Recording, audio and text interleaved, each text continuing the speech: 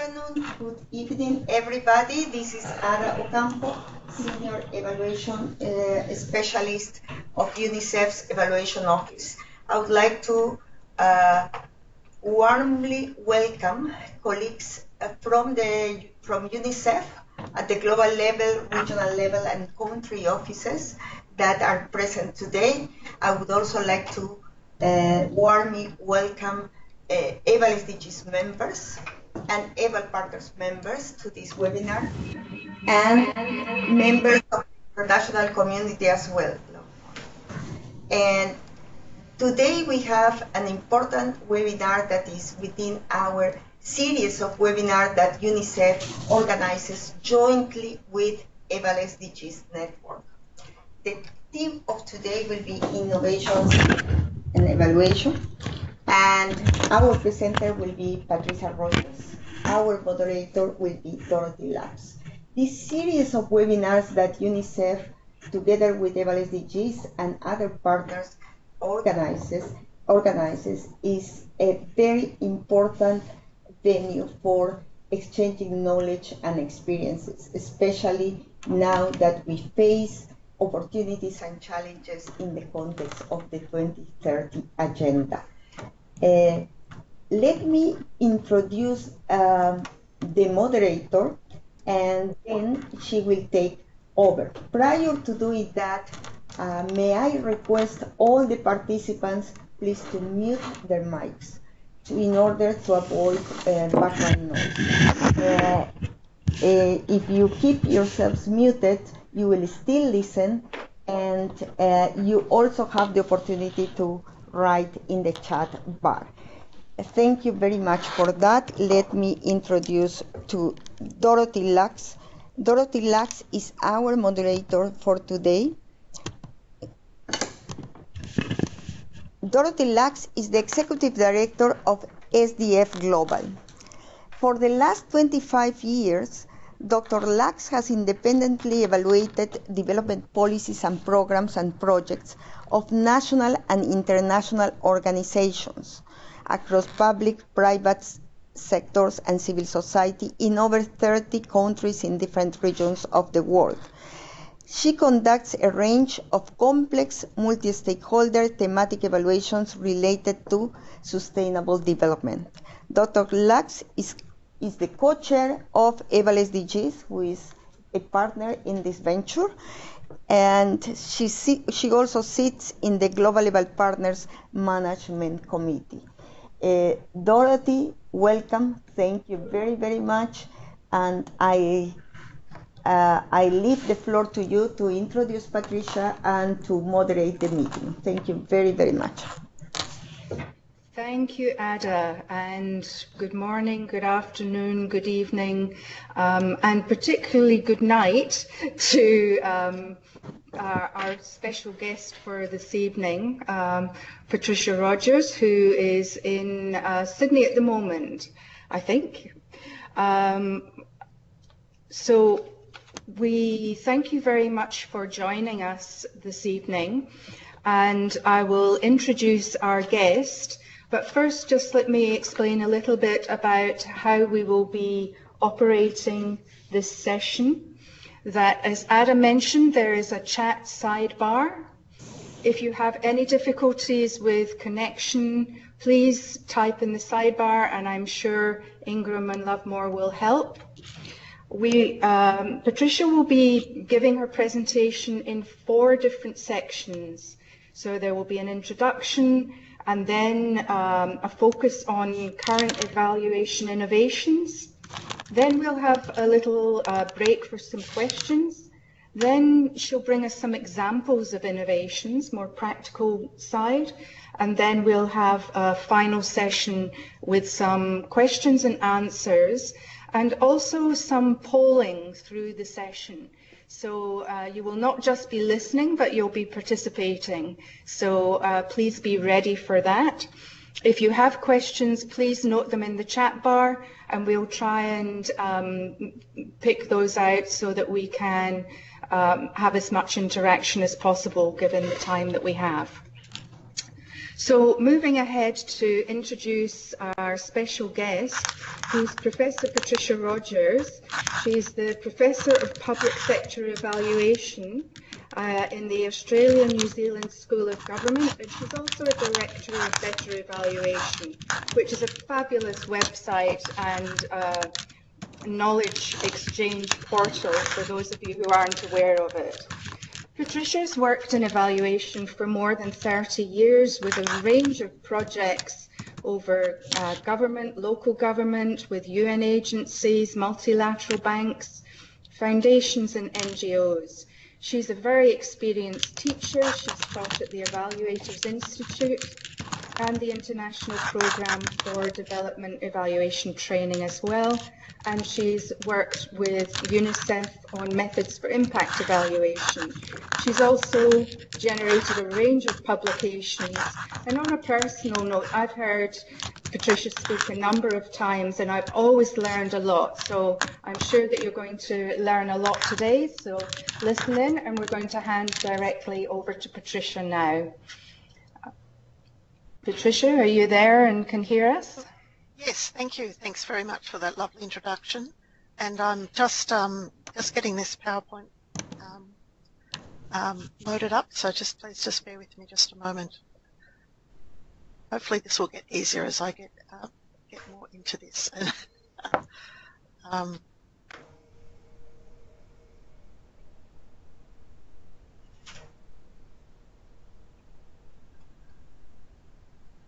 As Dorothy was saying, we will have some questions in the middle, and questions and answers and comments, a pause in the middle, and then also at the end. And I'm really keen to hear from people, not just comments, questions, but also sharing some of their experiences with these as well. Hopefully this will start loading soon. This is okay. Loading. Okay, now how's that working? Can you see that on the screen? Yes, Patricia, it's working. Fantastic. I'm very pleased. Okay, thank you.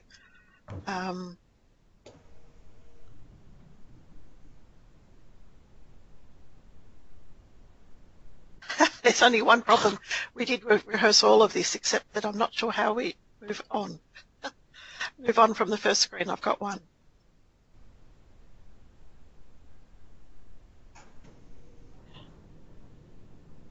That's a very interesting thing. It's going to be a very slow webinar with just the title slide. Ingram, do you have a suggestion on this? When we practiced it, it all seemed to work seamlessly.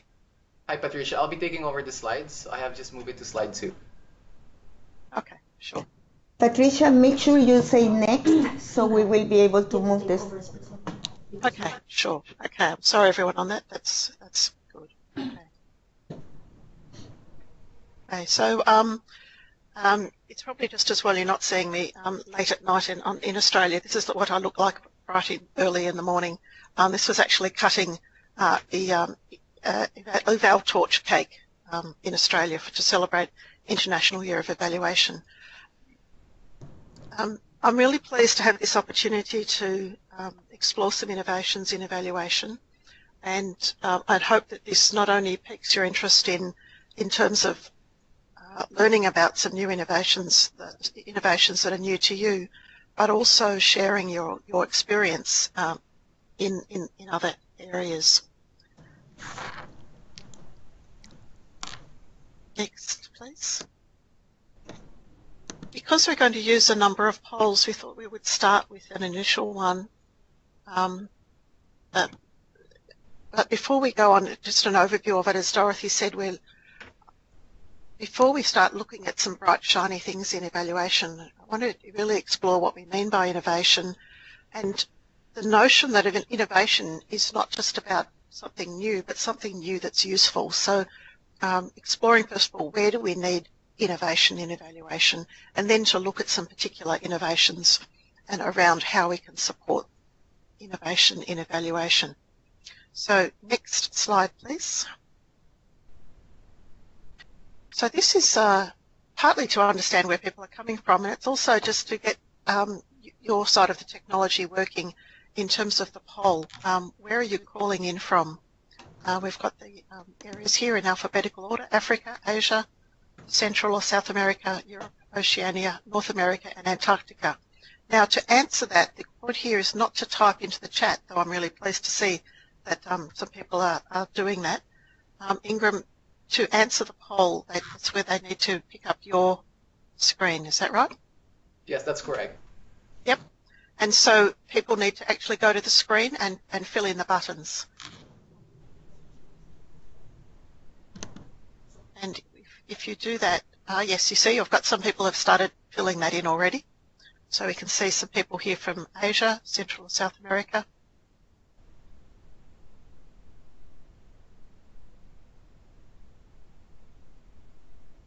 Yep.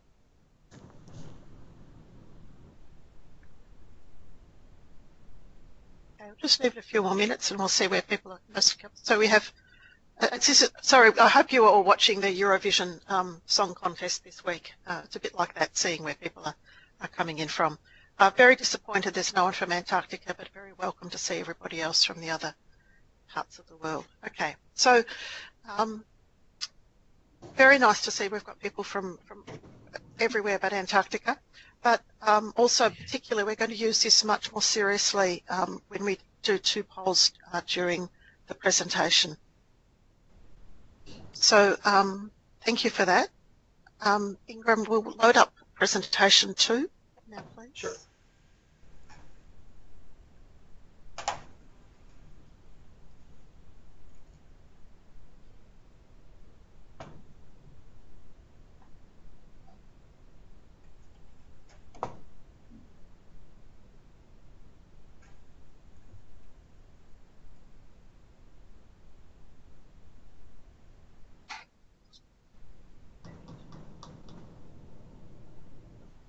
Can everybody see the slides? Yes. They're just loading for me. Here they are for me. Yep. Oh, right.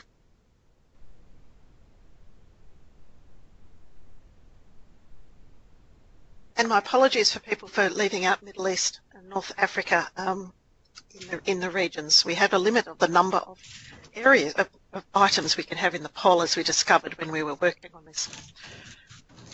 Okay, so I don't know if this is your image sometimes of working in evaluation, but I find evaluation is really challenging. I find it's really hard to get good enough answers to very big questions, the big questions that it asks, in time to inform decisions within tight budgets, in political situations with sceptical and sometimes not cooperative stakeholders, and ensuring ethical and consultative processes.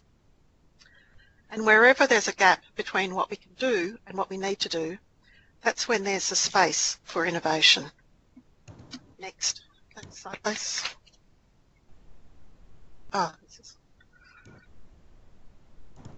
And sometimes, I'm sorry, this is, Ingram, you're going to just have to keep pressing those because we have animations. So, yep, thank you. And next slide, please.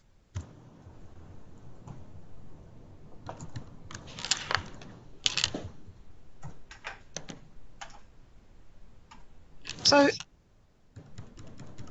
Mihaly Csikszentmihalyi model of flow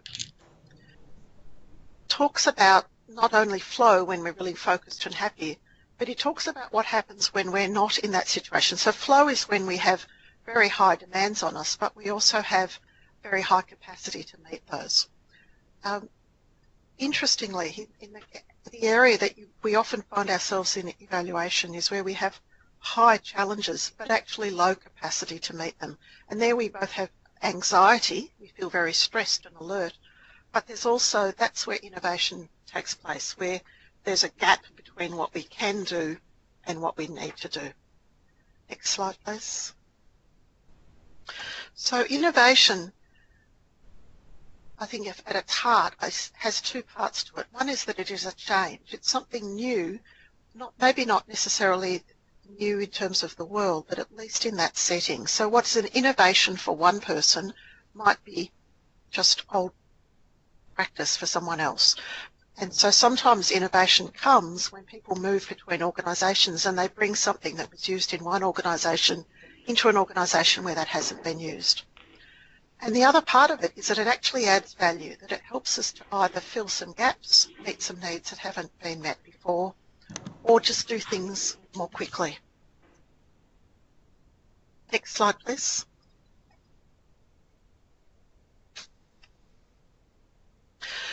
So it's helpful also to think about different types of innovation, and those of you who had a chance to see the early video would be familiar with these ideas. That sometimes it is an invention, it's something new. Sometimes it's that transfer or translation of bringing something into a new organisation or into a new sector or discipline. Sometimes it's what you call a bricolage, where the pieces have been used before, but they've never been put together in quite that way before. And sometimes it's a systematisation, where you are documenting and making explicit some existing practices. So this is where you might have a particular practitioner who's doing things, and you try to learn from that and build that into the way other people go about doing evaluation. Next slide, please. If we're thinking about which innovations are most likely to be adopted, some key work on this was by a different Rogers, Everett Rogers, who had a theory of innovation diffusion. And that was based on studying hundreds of pieces of research and reviews on how innovations are picked up and used in different settings. And he focused on 5 factors which influence whether people are likely to take it up. And these are all relevant where we're looking at which evaluation innovations are likely to be appropriate and easier for us to pick up. So one is whether it has a relative advantage. Either it's more effective or it's more cost effective compared to the existing way of doing things. And that's got to be pretty evident. It's got to be evident at least in the short term so people can see that it's really got an advantage. It has to be compatible with the existing systems, and this is something which has some real challenges for some of the technology, for example, as we've found tonight.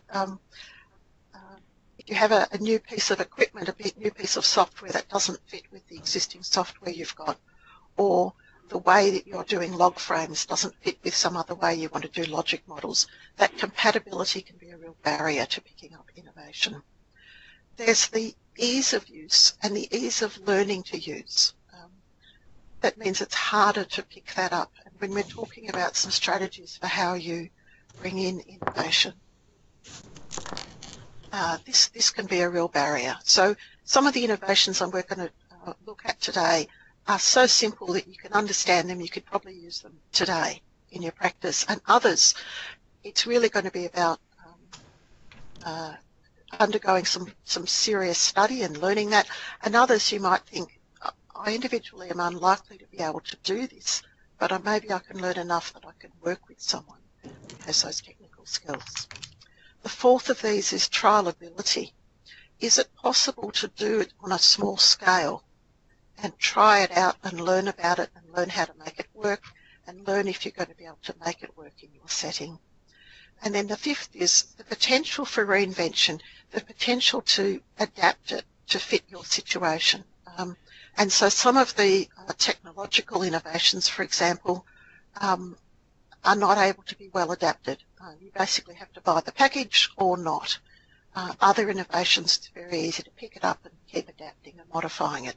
So these are useful ways to think about innovation generally and to then apply that to innovation in evaluation.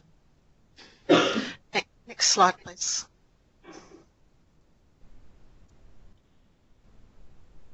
I also want to, when you're thinking about these innovations, to think about how you might support use of the innovations. And I'm particularly struck by the work that USAID has been doing on this. They explicitly went out to try some new methods in monitoring and evaluation, particularly around complexity-aware monitoring. And so they've developed this terrific discussion note that talks not only about complexity-aware monitoring, but about the process they used to try out this innovation. And to think about that in terms of these 4 stages. So they started by gathering the the information about the innovation and getting expert advice and assistance on it, and getting resources to do trials and developing questions for those trials. Then they did trials in one or more sites and really made sure they got early adopters, people who were keen to try it out, to be involved in that. So they weren't forcing it on people, they were looking for volunteers to be involved. Being very clear that they're seeking to gather information about it. And then when they've done the trials, then they shared the learnings through a number of learning events, both during the trial and at the end of it, and really communicating everything they'd learned about when it seemed to be useful, what were the barriers, what were the advantages, and then supporting further uptake, including working with decision makers and communicating to them about it, and also finding ways to make it easier for others to adopt and apply it by providing resource material and guidance and support.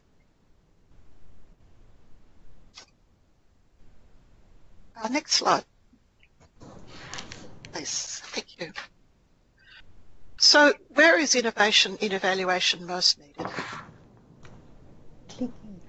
Often when we think about innovations in evaluation, we really think about the data collection. We think about gathering data through mobile phones, gathering data through social media. We focus a lot on the data collection, but in fact we need innovation across all the different tasks in evaluation. Next slide.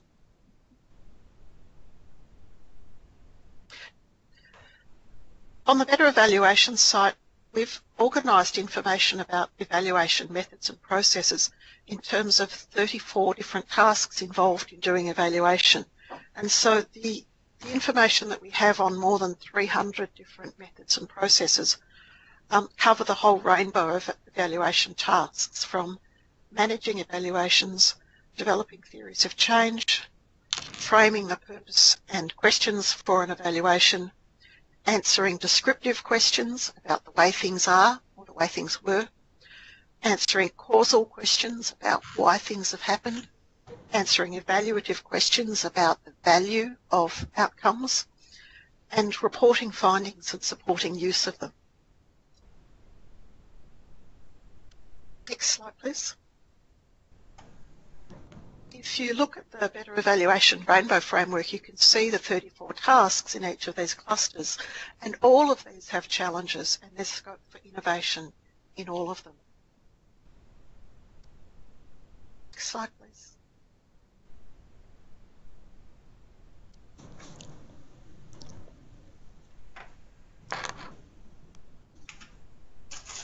The SDGs present some particular challenges for people from across the world, really, in terms of both the scale of the monitoring and evaluations that's required.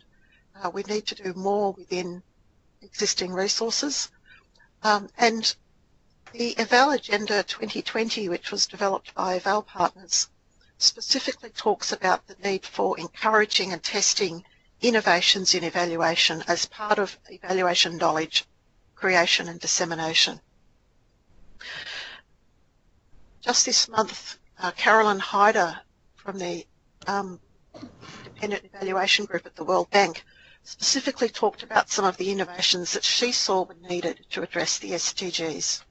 She talked about the need to do a better job of assessing inclusion and exclusion and the distributional effects of interventions, to understand whether the world is becoming more inclusive or not, and who benefits the most from policies and programs. She talked about the need to understand and assess complicated cause and effect relationships where there are multipliers, synergies, interrelationships between different interventions. She talked about the need to have innovation in how evaluation is embedded in decision-making processes. And increasingly we're hearing people talk about the need for adaptive management and therefore the need for just-in-time, real-time monitoring and evaluation that can inform adaptation, so that evaluation is no longer something that happens at the beginning, in the middle and at the end. And she talked specifically about the need to as part of that, not just provide the data, but actively support the learning, including acknowledging mistakes and failures. And very often when evaluation is thought of just in terms of accountability, that it's very difficult to get that acknowledgement that things need to be done differently. Finally, she talked about the need for evaluators to embrace and use big data and other technology in ethical ways and with consideration of weaknesses. So before we go on to look at some innovations, I'm really interested to hear about your views on where the innovation is most needed. Can you go to the next slide, please?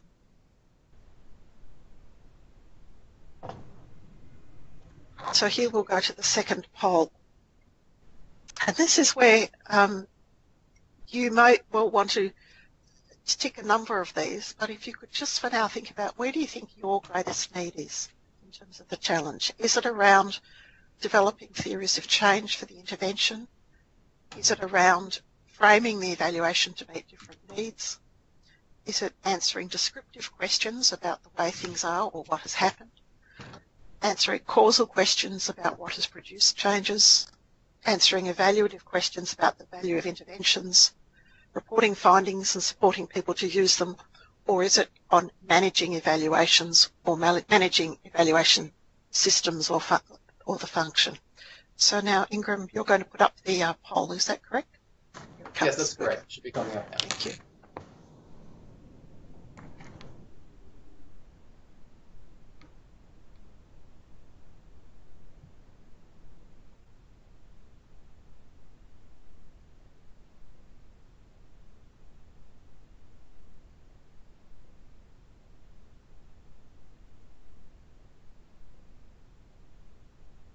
So we're just seeing that coming up, and this will be interesting in terms of then looking at those. So far we have 4 people looking at theory of change, some people looking at framing, not so many people looking at answering descriptive questions about the way things are. Lots of people talking about reporting findings and supporting people to use them. And that'll be really interesting to see if it's about the reporting or actually about doing active things to support people to use those.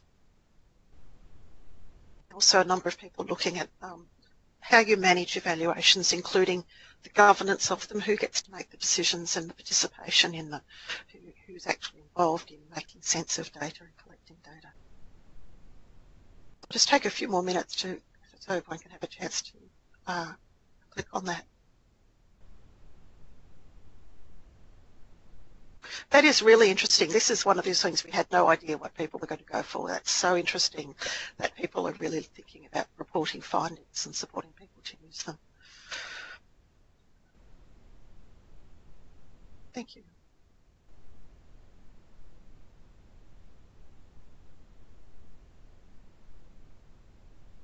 So, Dorothy, this is a good point where, can we show the results of the poll? That's a question that's come up, Ingram, because I can see it. Can you share that?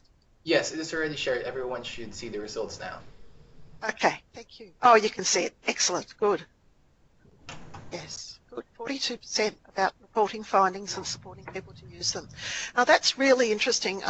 Last year, Jane Davidson and I did a session at the American Evaluation Conference on that point about, what are some innovative ways to support people to use data, and I think that's an area people had some really interesting examples that we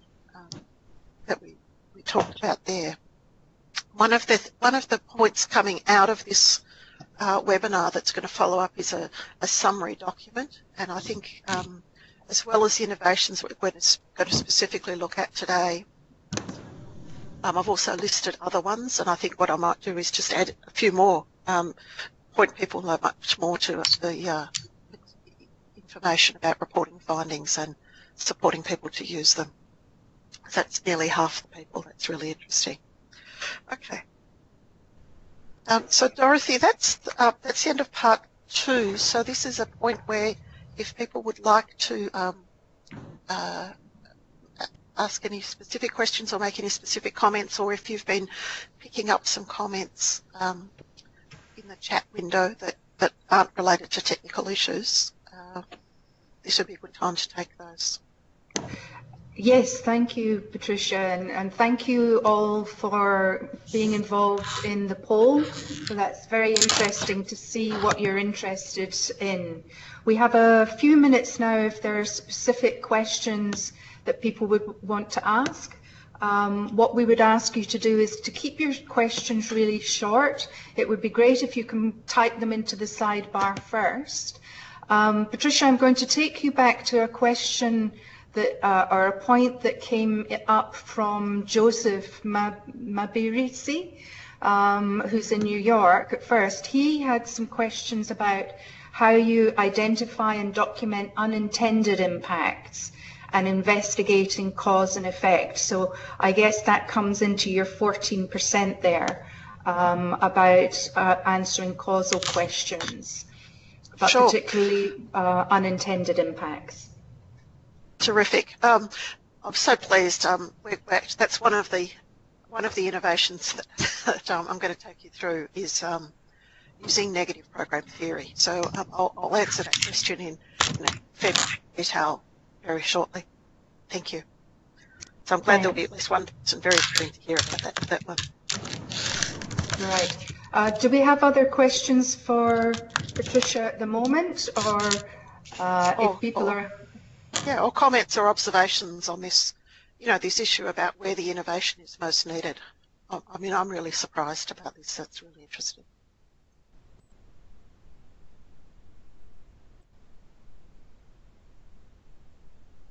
Don't be shy, just unmute yourself. Okay, Laura? Here we go.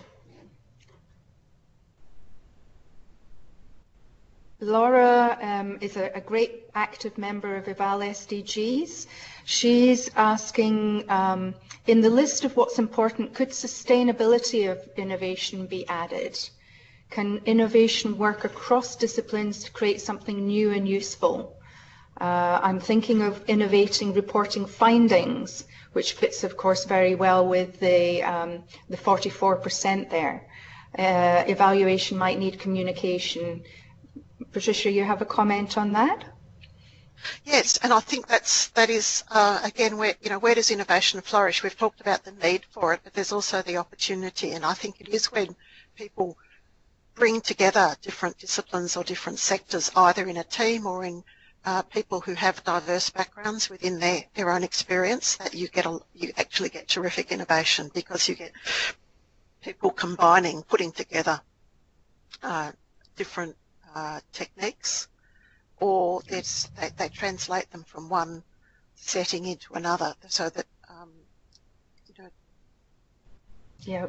But a lot of what's happening with analytics at the moment is really looking at data visualization and so on, and in many ways that can then come into the practice of evaluation. Yeah. Thank you, Patricia. There's two questions at the moment, one from Sally and one from Fabio, both on nonlinear paths for theory of change. So Sally makes the point about, can you use the theory of change in measuring humanitarian innovations, and saying that follows a nonlinear path. And Fabio also says, how can innovation help with nonlinear complex theory of change? Sure. So,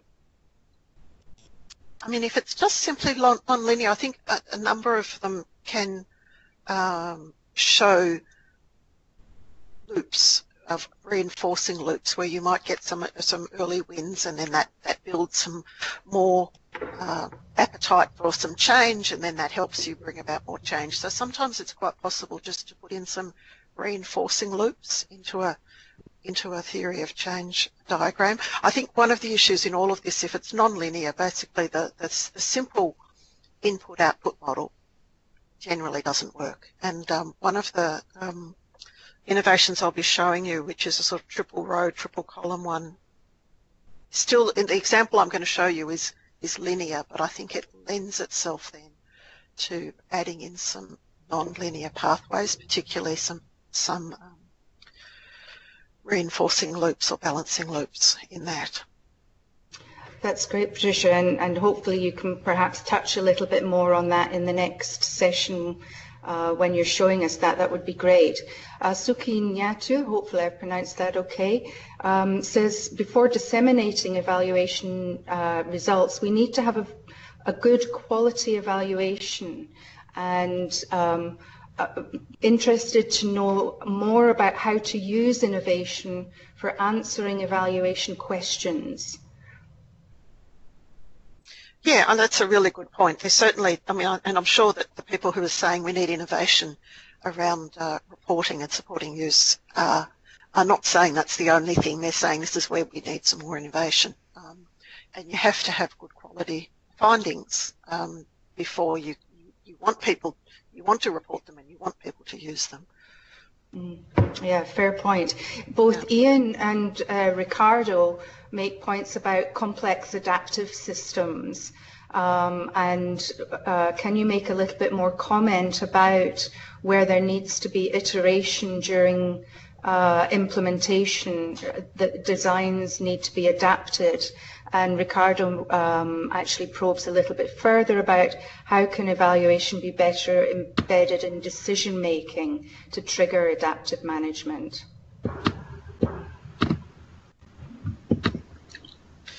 Yeah, I mean, I think a lot of these are. I think these are the areas that a lot of people are exploring in terms of this, and. I mean, I find it very helpful to distinguish between things that are complicated with lots of pieces that you can understand. Even a non-linear loop can be understood and represented fairly readily. So if you think about when you're dealing with children and you might encourage them at school, and because they're encouraged, they work harder, they're more relaxed, they learn more. Because they learn more, you praise them more, they get more encouraged. You know, you have a positive reinforcing loop. You could show that in a logic model, and show the critical importance of that early response and reinforcement, starting that reinforcing loop going. That would be, I'd say, complicated. It's non-linear, but it's pretty easy to understand. It's pretty easy to communicate that in a logic model, as long as you're not limited by the input-output version. The other ones that are really about adapting and making big changes, I think, become much harder to show in a diagram form, and it might be that you actually need a narrative theory of change that might be perhaps based around principles instead.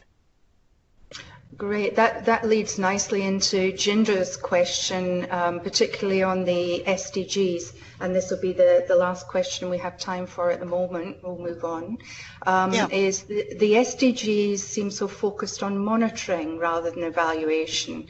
So how will streamlined, I'm not sure what the streamlined ones are, Jindra, but how from learning from these be funded nationally? So is there funding for innovation and evaluation, innovative evaluations? Yeah, good point. And I mean, you know, Yindra's point is around the sustainability of the impacts is really important. And I think some of that speaks to the issue about, I mean, we need some innovations in terms of descriptive questions about not just what happened by the end of the program, but what happened 5, 10, 20 years later. And there's often not very much follow-up, and a lot of projects, particularly if you're looking at even projects or policies or any sort of intervention, there's sometimes quite a lag time before you can see the real results of it, so that there might not be much to see at the end of some funding, but 5, 10 years down the track you might finally get to see that the final impacts come through the system. And other situations are where when you end a funding, things are looking pretty good, but when the funding ends, everything stops and falls away. So being able to get some data 5, 10 years, 20 years down the track on what's happened and to learn from that is I think really important. And it's an innovation, not in terms of that it's brand new, but that it's very rarely done. So there are some examples of where that's been done.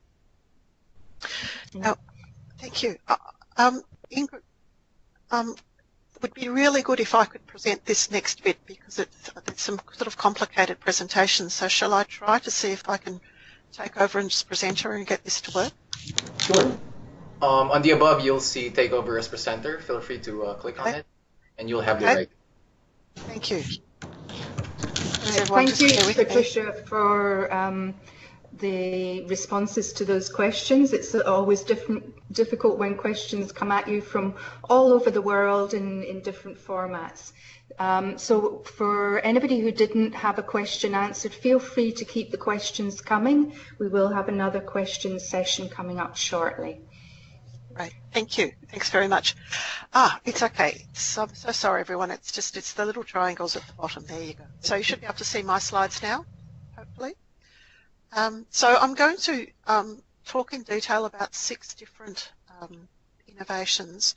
And for each of them, I'd like you to just, imagine you're sort of shopping, doing a little bit of window shopping, and think about, would you want to choose this? Do you think it might be useful? And why or why not? What else would you need to know in order to decide whether it is likely to be useful and suitable? And how could you get that information? And then if you were to choose it, how would you use it? What other information would you need? What other support might you need to be able to use it well, and how might you get that? So some common challenges in evaluation. So before we talked about them in terms of the sort of clusters of types of tasks, I've identified a couple that I thought might be particularly relevant. Okay, so one is paying attention to unintended negative outcomes, which has come up as a particular question. It's so often left out. People just think about evaluation in terms of did we meet our goals, and yet ethically we need to understand unintended negative outcomes and also unintended positive. We need to understand the effect of other interventions and factors. We know that very few impacts are caused by one thing alone, so how do we actually make sense of other factors? How do we make sure that evaluations are framed around the intended uses of it by primary intended users? We really don't want to be involved in doing evaluations that are being done for the sake of ticking it off that an evaluation was done. How do we help make sure that evaluations are framed around really answering questions that people need to have answered? How do we measure the hard to measure? Sorts. How do we understand equity effects? This is picking up one of Carolyn Hyder's points about inclusion, exclusion, and differential effects. How do we investigate cause and effect when a counterfactual is not possible and or causality is complicated, so that there are other factors that are affecting it or it's non-linear? How do we make values transparent? How do we communicate findings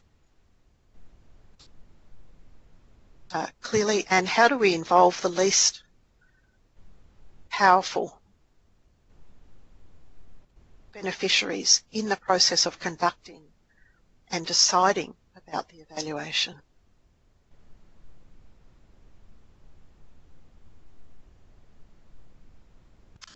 So I'm going to go through those and suggest some innovations that might help with those.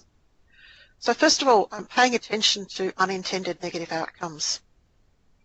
The innovation I'd like to share with you, one of the easiest ones to pick up and start using, this is one you should be able to start using today. It came from Carol Weiss, who was one of the pioneers of evaluation. Her book on evaluation published in 1972.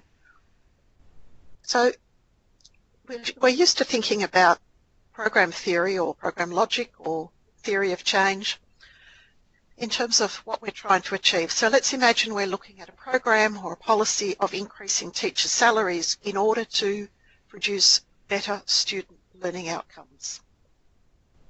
Now we might expect that that might come about through a number of paths. So it might be that will happen because we keep more experienced teachers. They don't leave teaching, or they don't leave our school in order to go somewhere else for more pay. It might be because we attract more talented people into teaching, and so therefore they become better teachers and the students learn better. It might be that teachers actually have more time to do teaching, especially preparation and correction, because they're no longer having to take a second job in order to just earn enough to keep their families. Or it might be that part of what's built into that teacher salaries might be that they have to do additional training and develop new skills or something. So there's a number of pathways. This is the sort of traditional way we would look at it. That's your positive program theory. So what negative program theory does, it's sort of the evil twin. You instead of putting something good at the top, you put something bad. So it might just be the reverse of it, or it might be some other negative outcome that can be identified in advance. Very helpful to talk to critics of a program. They'll help you identify possible negative outcomes. So in this case, we're just going to swap it around. So let's imagine, how could it possibly be that you could increase teacher salaries and you actually get worse student learning outcomes? I mean, how could that be possible? Well, there's actually a number of ways. So one is that your ineffective student teachers might be more likely to stay. So it's not that you're keeping the most experienced, you're keeping the people who perhaps would have left otherwise. It might be that you actually attract the wrong sort into teaching, so you don't get dedicated people who really want to educate kids, you get people who are just attracted by the money. It might be that you, by paying more for teacher salaries, there's less money for other educational needs, so classroom sizes go up, or there's no longer any books, or there's no longer any science equipment. Or maybe because the teacher salaries goes up, then you get more negative relationships with the parents. They're either resentful that teachers are getting paid so much, particularly if they have to pay school fees, or they see that the teachers should take total responsibility for learning and they're no longer seen as a cooperative partnership. So these are some examples of how you might think it would happen.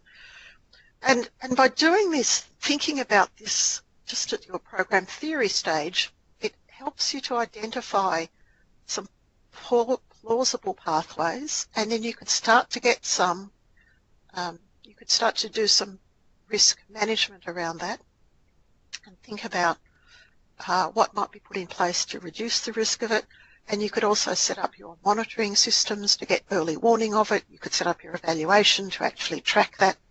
And if you were looking not just at a single place, but you're trying to make sense of data from a lot of places, like doing a systematic review, you might think about the contexts in which those might happen. So often what happens when people look at questions like, does increasing teacher salaries lead to better student learning outcomes? They'll come back and say, well, the evidence is really mixed, but maybe it's mixed by different sorts of contexts. So, obviously it's much more likely that you'd get less money for other educational needs in a context where there's a fixed education budget. So that it's not surprising that you might get mixed results from that if you have. In some places, increased teacher salaries mean there's still money for the other things, and in some where there's a fixed budget, there's less money. All right, the second challenge is, how do we include the effect of other interventions and factors? And I'm going to look at that a bit, so point to some other particular techniques you might use, but this is still at the point of your logic models. And the technique I'd like to suggest here is the triple row or triple column logic models. Now, many of you are used to seeing the results chain or the pipeline model, where you've got inputs leading to activities which lead to outputs, to outcomes, to impacts. And sometimes it's as simple as that sort of train of boxes. Sometimes there's the boxes are laid out into different ones in a stack. But the problem with that is that it sort of assumes that all the activities are up front, and then all the outcomes just occur as a consequence. And it makes it very hard to tease out sort of quite a complicated causal chain. So many people use something like an outcomes hierarchy where you show the sequence of outcomes, and you can show a lot more outcomes and show a lot more detail of how it works. So what the triple row or triple column does is it takes that outcomes hierarchy, you see there's sort of the spine in the middle, and then you can actually show activities that directly relate to that, or wherever they occur, and you can show other factors, and they might be context, they might be weather, they might be other programs, and where they have an influence. So I've worked with a number of people in organisations who found this enormously helpful in being able to, first of all, explain much more clearly what they do. Instead of putting all their activities up front, they can show where the activities make sense and showing the other factors that are involved. And again, that can then be used in your monitoring and evaluation because you can monitor what's happening with those and report that as part of making sense of what's going on.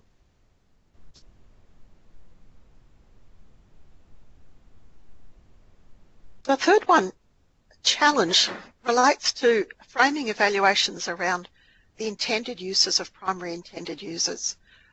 There is a real risk in the emphasis on evaluation that people get into the habit of just doing evaluations because they have to do evaluations. And I see a lot of requests for proposal where the OECD DAC criteria of effectiveness, efficiency, appropriateness, relevance, and so on, are all trotted out, that every evaluation has to look at every one of those. And it's sometimes really not clear why people are doing an evaluation, who's going to use it, what they're going to use it for. So the technique here that I'd really like you to think about is also another one you can pick up pretty easily. It's data rehearsal by Michael Quinn Patton in his book Utilisation Focused Evaluation. And he talked about the need to work with the intended users before you go collecting the data. Don't wait till you come back with a report and they say this isn't really what we need to know. Try to get the benefit of hindsight before you start collecting data. And you do that by rehearsing data analysis before you do the data collection. So you imagine what the data might look like, and you work with the people who are going to be using the report and say, is this sort of the data that would be useful for you? Is this going to be enough? So here's an example that I've put together that might illustrate that. So let's imagine you're doing an evaluation. It's a really simple example for you, where you're trying to look at the effectiveness of some training.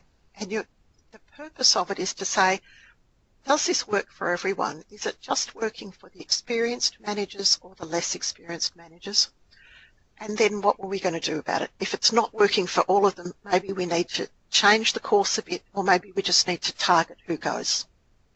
The data that we're planning to get is an end-of-course questionnaire that will include a lot of data, including their overall satisfaction and their level of management experience. Now that first part of it is very often what you see in an evaluation plan.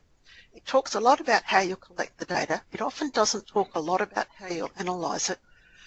And there's no testing out of whether that's really going to meet your needs. Now, if you did a rehearsal of findings, you would sit down with the people going to use it and you'd say, okay, let's imagine you've got data that looked like this. Is this going to help you? So in this case, imagine if you've got some findings that 60% of participants didn't find it useful, which would be a problem, right? And 60% were experienced managers. Now, would that be enough information for you to be able to decide how to make changes? And the answer, of course, is not, because you don't know that they're the same people. You don't know from that it's the experienced managers who are not finding it useful. And this is a really common failing, again, in a lot of evaluation reports that just present these frequency tables and they don't connect the dots. They don't say yes, but who said that? They don't drill into the data. And some of it should come out in the analysis as new issues emerge, but a lot of it should be identified early on. So Yes, if we look at that, so for example, the data might look like this. This would be a better crosstab, where in this case, yes, it was the experienced people who were not being satisfied. So clearly, you either have to do something different for them in the course or stop sending them along. That would be, but the data could look like this. Now you'll see that the totals around the edges are the same as in the top one, but the pattern's really different. In this case, it's the not experienced managers who were not satisfied. In the second scenario, you need to do something different for the not experienced managers, not for the experienced ones. So what can you learn from that? Well, doing a data rehearsal can help you to identify what data you need to collect. It can tell you how you collect it and how you're going to report it. And one of the implications for the crosstab is that you have to be able to connect the data. It wouldn't be good enough just to have data about their experience and data about their satisfaction unless you could link that data for each participant. So that's not something you could do at the end. You have to think it through from the start. So if you're going to have a go at data rehearsal, it's a good idea to try out some different scenarios about positive outcomes, negative outcomes, and maybe ambiguous outcomes.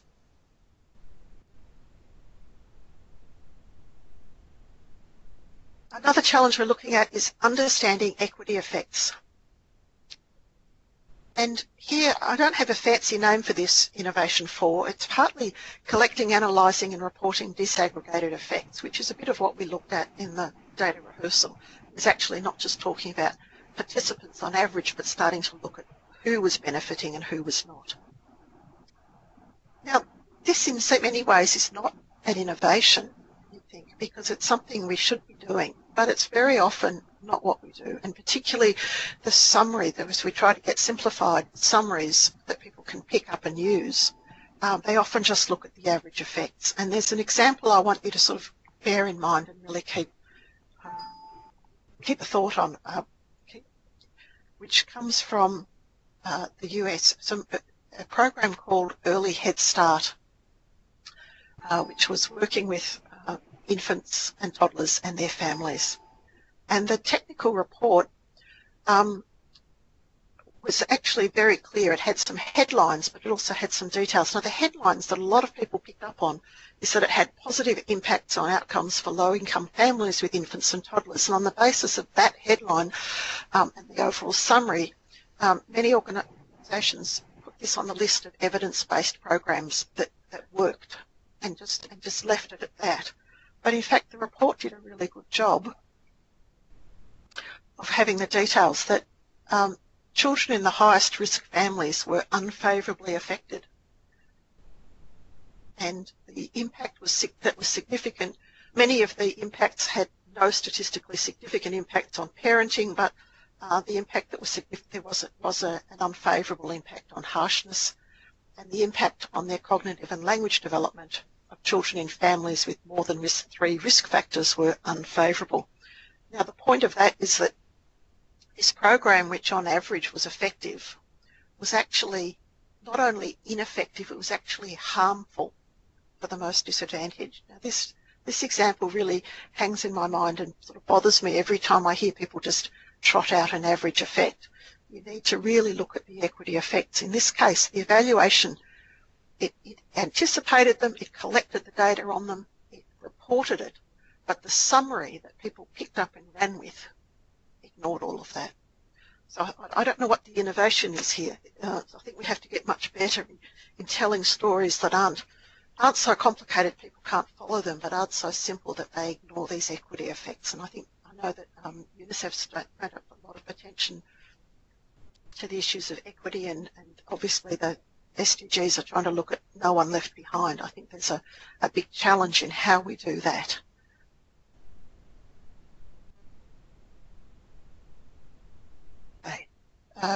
Challenge on measuring the hard to measure. And big data is one of the innovations that's been suggested on this. There's a number of others that I'll briefly look at the end. If if this is a new area to you, I'd really suggest you look at some of the examples coming out of the Global Pulse Lab. They've done work looking at mobile phone data and airtime credit to estimate food security. So poverty is an important issue to be not only tracking over time for the SDGs, but getting early warning of in terms of food security. What they did was to track how people had phone credit as an early indicator of poverty, that people when times were very tough were less likely to top up their airtime credit on their mobile phone and more likely to top it up for very small amounts. And they found that that was quite a good indicator that they could get in pretty much real time and down into very small areas. And they also did work looking at the poverty levels in Cote d'Ivoire in a similar way. Now this is a bit of a tease. I wanted to set this one out. I want to point you to some things, but these take a whole session to explain themselves. But there is a big challenge around cause and effect, where either a counterfactual is not possible and or causality is complicated. And I was very interested to see the World Health Organization recently put out a request for proposal for a summative evaluation of a rapid access expansion initiative. And they specifically said the evaluation of impact must use methodological alternatives to traditional counterfactual approaches. So a counterfactual approach estimates what would have happened in the absence of the program. And the classic counterfactual is you create a control group, you have a group that's randomly assigned to not get the program, and you can compare them to those who did. Other counterfactuals often relate to having a comparison group who aren't randomly assigned but are in some ways matched or thought to be similar to the ones who did take that. They're not possible to do when you're working at scale for an entire region or entire country. And in this case, because they were doing the expansion initiative across the whole country, it just wasn't going to be possible to find a credible counterfactual. So some of those that are in place. These are the innovations I'm not going to talk about, but I do want to have them sort of on the agenda. I think there's a whole set of new methods that people need to be aware of, and often when we look at books and guides to impact evaluation, they only look at counterfactual approaches and they don't include any of these. Process tracing, EVALC3, QUIP, and qualitative comparative analysis. And there's information about all of them that we'll put in the briefing note. You can follow up.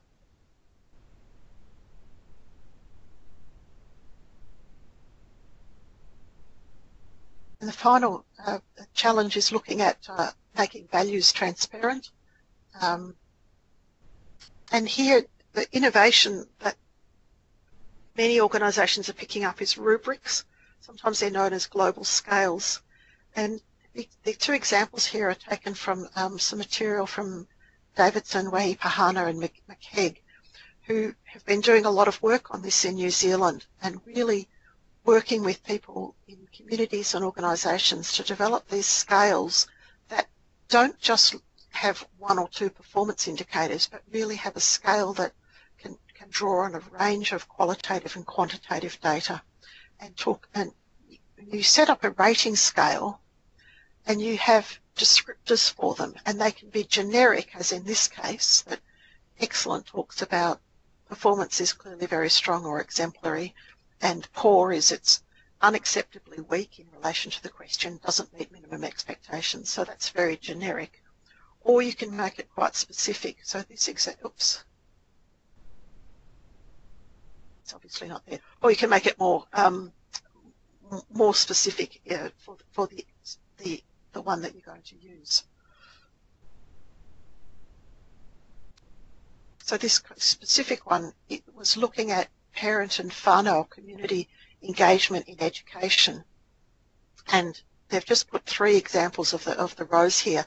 One of the features here, so this was looking at schools and rating the performance of schools in terms of how good they were at involving the community and parents in education. And one of the things I find really interesting in this is that poor, if you would score poor if you had any one or more of the following. That the levels of whānau engagement are extremely low or deteriorating, or they report being talked at or down or made to feel unwelcome. So that's really interesting. That's like an instant fail if any of those things are in place. And one of the things about these rating scales is that it helps people to think not just about what the scale is, but what the weighting needs to be. Are there some hurdle requirements? What has to absolutely be in place to be considered satisfactory? There's a lot of work going on using rubrics as a way to bring together diverse evidence in a way that's very transparent and can actually involve people in these value discussions.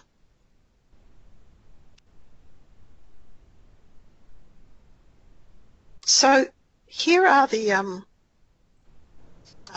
6 innovations I've ripped through in this webinar around those challenges that have been highlighted, and the colours relate to the Rainbow Framework, just to say, look, they really are across all the aspects of it.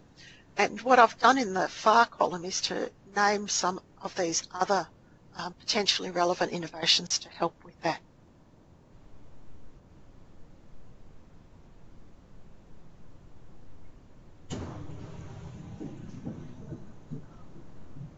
So here's the final poll before we get to the final bit. So out of those 6, can we put up the poll? Which of those are potentially most useful for you? Do you have this? Yes, it will come up in a few seconds. Thank you very much. Good. Okay, so just there we go, little sales pitch for each of them. Which one? Again, nothing, no binding on this, but just which do you think?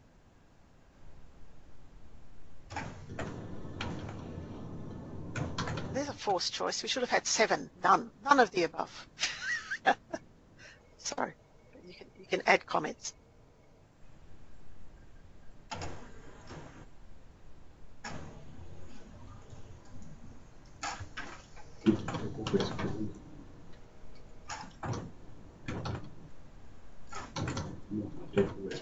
Yeah.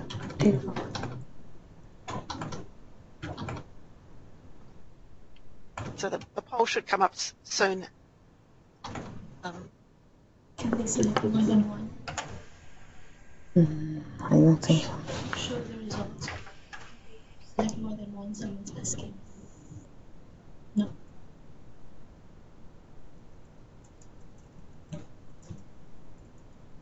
There we go. So what we've got negative program theory, triple row, data rehearsal, big data, aggravating by subgroups, rubrics, and I don't want to vote. Oh, very good. Thank you. Oh, it's okay.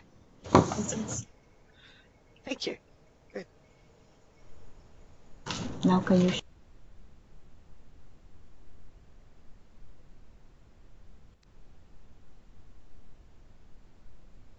All right.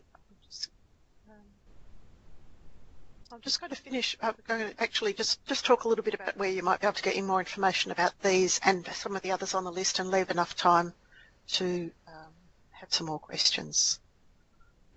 So have you all had a chance to type in? Ingram, shall I go ahead and present the last section? Sure, I can upload it for you. Show the results. What the heck? I've got it working now. So yeah, it's uploading now. Thank you.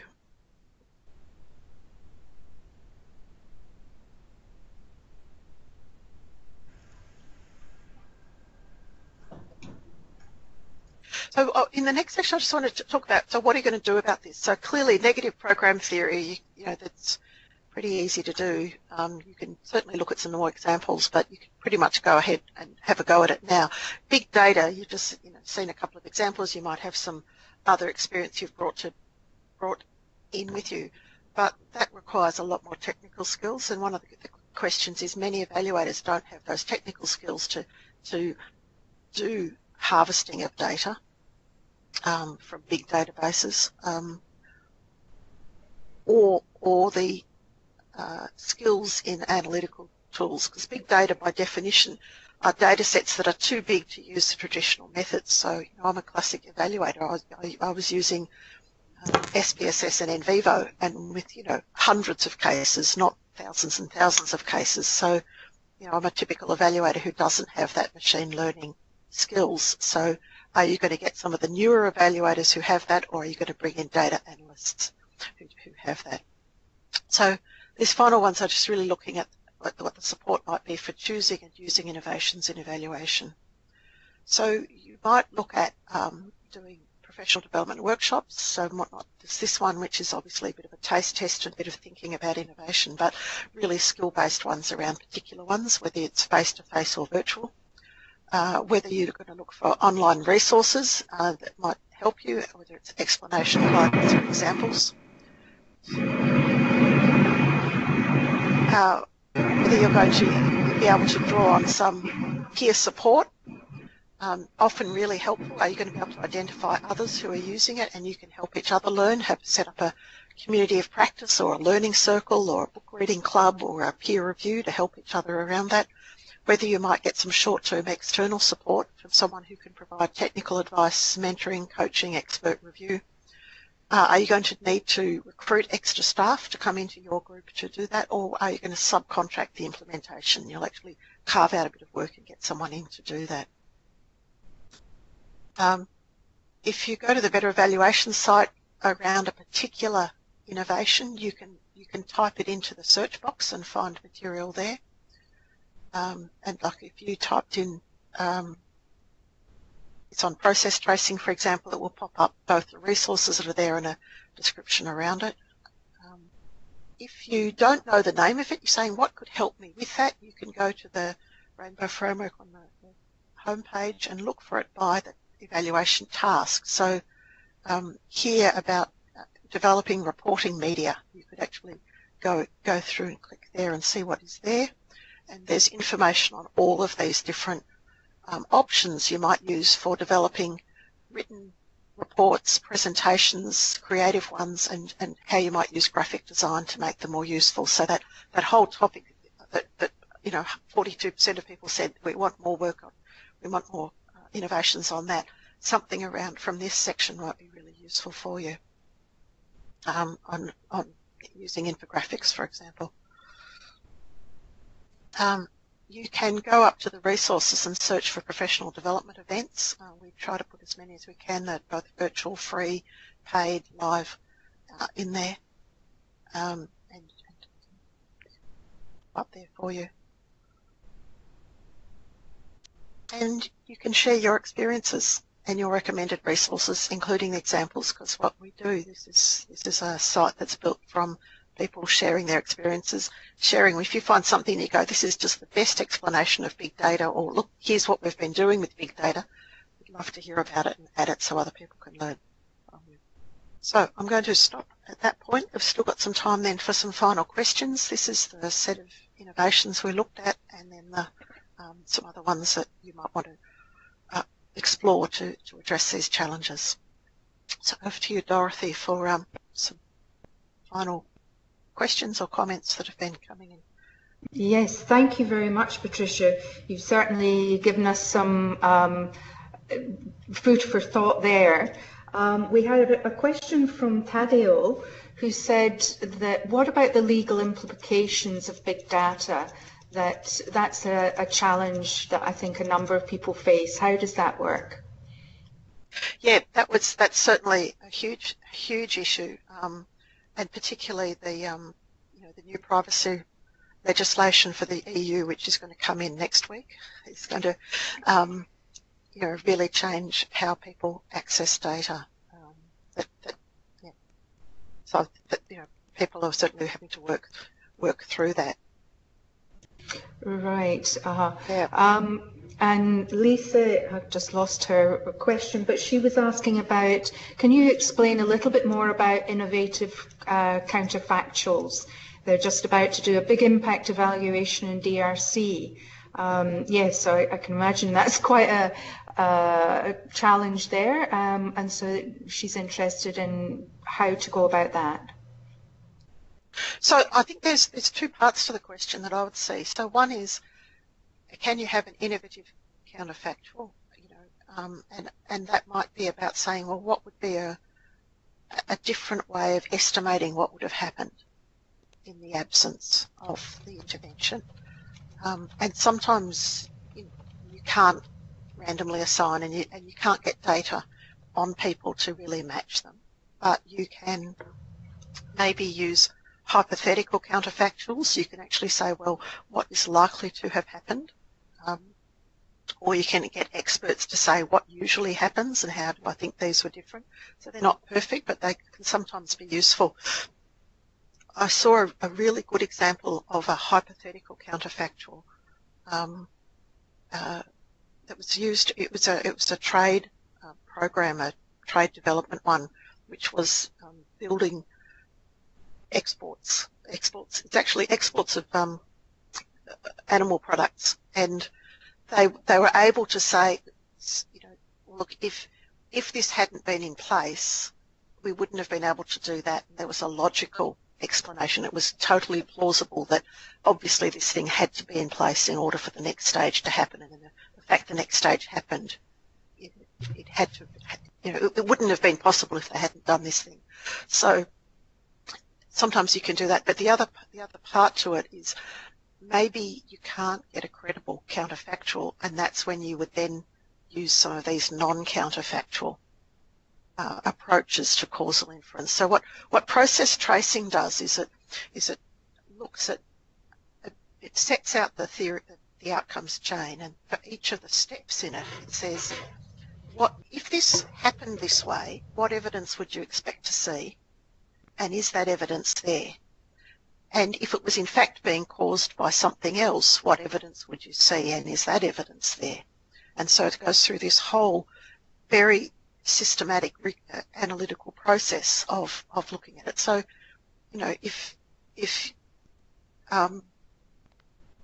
sorry, I won't try to explain it off the cuff, but that's what I would suggest, to think about those two options. Great. Right, Okay, what you thank need you. is non-counterfactual.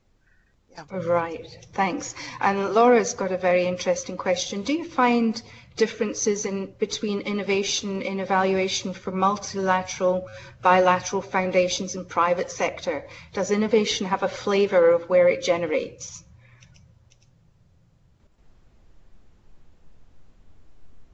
Well, yes. I mean, I think there are some organisations that are deliberately being trying out more, but I wouldn't necessarily categorise it by the area. I guess there are pockets of innovation in all of those areas. Some have much more scope to be nimble and to try out more things, but I think a lot of organisations are trying to have some space where they try out responsibly and thoughtfully new ways of doing things and try to learn from them. So as soon as I think about that, I can think of examples of innovation across all of those. So I wouldn't suggest it's just in one part. Great, thanks. And Ricardo asks, are there any examples of outcome harvesting in big data? Yes. Oh, sorry, outcome harvesting And big data. Yes, there's lots of examples of them. Yes. So your paper afterwards could add a few of those in there, some examples. That would be great, thank you. And Tadeo says, from the perspective of real world evaluations, how to rank these innovative tools, as in lead times to completion, budget implications? Yeah, I think that would be a great thing to do. And I think that would be a really good sort of, guidance in terms of which of them might be particularly useful. So I started to look at them in terms of what are the challenges that they address. And I think you could certainly, in terms of the sorts, the big challenge I put, but you could certainly do that to to others, like lack of lead times or, you know, trying to do things retrospectively or trying to do things on a shoestring budget or, you know, any So the sort of real world problems. Yeah. Yeah, and Taddeo adds, why are we not innovating in line with the current fast evolution in linguistic languages? Oh, I've seen that one, SMS language. I mean, I think Yes. there's if that's about SMS, yes. Well, that's about being able to understand the text that you're dealing with, and if the text is coming from an SMS, you need someone who can speak SMS, you know, who can, and I know, you know, lol can mean all sorts of things, for example. You know, someone who can actually interpret emoticons for that subculture, for example, is going to be needed just to make, so I think that's just part of good qualitative data analysis. You need people who actually understand the language, and I don't just mean French and Spanish, I mean, you know, the nuances of that subculture of the languages. So yeah, I think that's a ongoing innovation. As language changes, you need people who can do it, and it's another argument for having people from that community part of the evaluation team, because they can help actually interpret what it means. Yeah, great, thank you. Patricia, I'm afraid that's all we've got time for at the moment. We've got the last couple of moments before we finish. And I'd like to use those few moments to say thank you to everybody who's attended, and that I'm sure you'll look forward to seeing the paper that comes out of this, which will include your poll results as well, and Patricia's thoughts on those. But of course, the biggest thank you goes to Patricia, and thank you so much for staying up late, very late, to be with us today, and for taking the time to develop this material. And as you say, a lot of it is just a taster, but you've given us lots of resources and links to follow up on. And of course, the BetterEvaluation website, the UNICEF website has some great stuff, and the EVALSDGs website, that's gone into the sidebar with contacts there, and we welcome people to go onto those websites and look around, communicate through those as well. So thank you very much for your time, and we look forward to seeing you at EVALSDGs meeting. If any of you are interested, please contact us for that as well. And I see already on the sidebar there's some great thanks coming through to you, Patricia. So we thank you very much for your time and efforts. Thank you all for your involvement today. Great. Thank you very much, and we wish everybody a good morning, good middle of the day, good afternoon, good evening, and good night wherever you happen to be in the world, and we hope to speak to you again soon. Thank you all very much. Thank you.